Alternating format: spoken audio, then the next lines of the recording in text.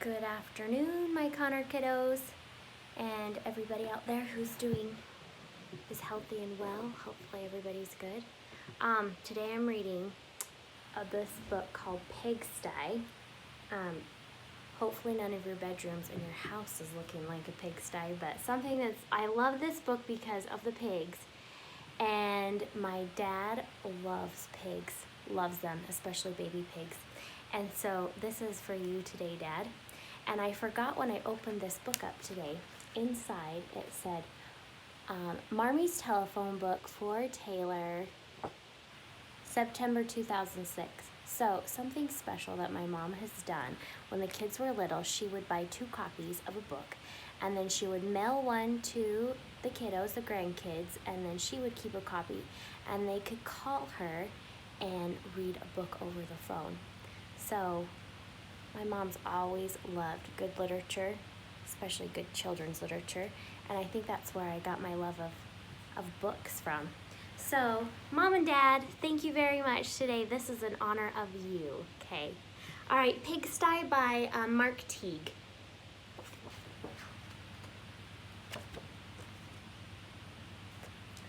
I'll come this way. Gosh, Kate, we gotta make sure that Auntie Amy can see you, huh? I'll slide over here. Okay, here we go. Monday afternoon, Wendell Foltz's mother told him to clean his room. It's turning into a pigsty, she said.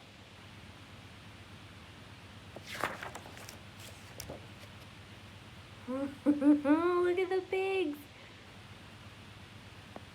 Wendell went upstairs, and much to his surprise, a large pig was sitting on his bed.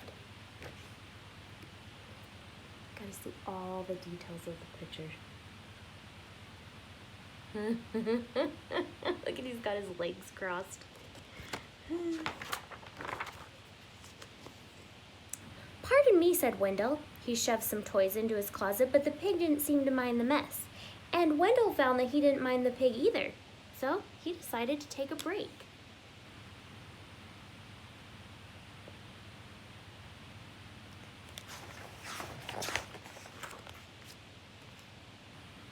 When Wendell's mother came home and came to look at his room, the pig was hiding, but the mess was still there. She threw up her hands. Okay, Wendell, she said, if you want to live in a pigsty, that's up to you. Here's my favorite part. You see the pig's hooves hanging out of the bed?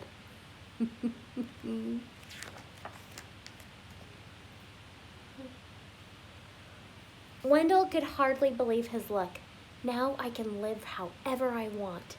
He didn't even worry when he came home on Tuesday and found a second pig in his room. The mess had grown a bit worse, but he was able to jam most of it under his bed. Pigs are all right, he said, as long as it's only 1 or 2.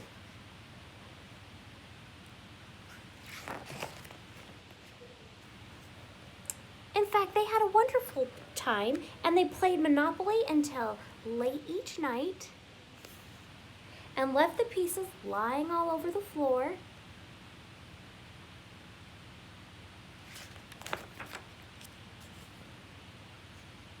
They had paper airplane wars and pillow fights, and the bed became a trampoline.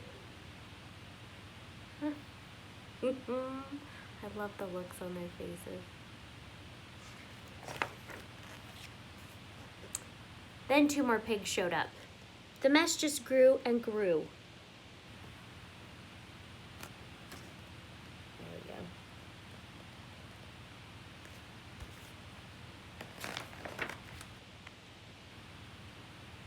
That night, when Wendell went to bed, the pigs were lying everywhere. They rolled up in his blankets, and they hogged his pillows, too. Wendell told himself he didn't mind, but then he found hoof prints on his comic book.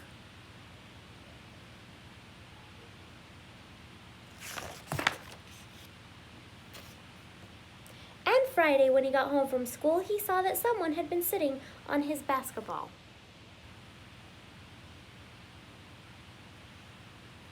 And his baseball cards were chewed.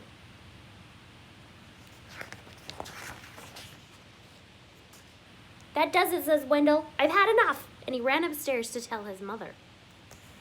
"Sorry," she said, "but your room is your responsibility." She handed him a broom.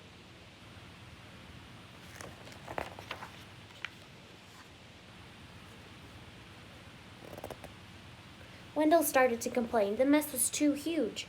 But suddenly he remembered a saying he'd heard that many hooves make light work. So he marched upstairs and he organized a cleaning crew. Get the look of like shock on their face. I love pigs. They swept and they polished and they scrubbed. And later that afternoon, Wendell inspected his room and pronounced it clean.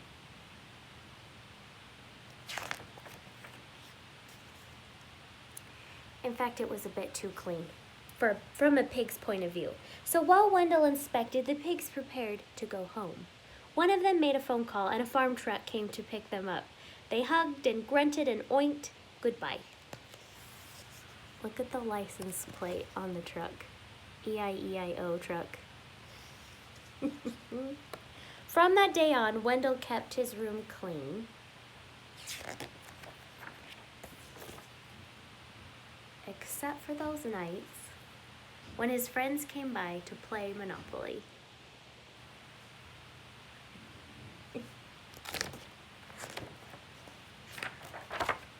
Pigsty. So I think it's cute.